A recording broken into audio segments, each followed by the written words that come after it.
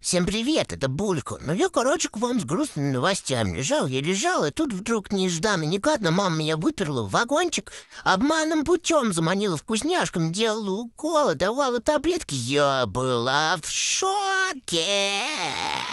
Но я не одна, Багире тоже досталась. На самом деле история такая. Я сходила на выставку, подцепила какой-то там питомнический кашель. В общем, мамка нас лечила, но я все равно обиделась, даже эти лавашки не помогали.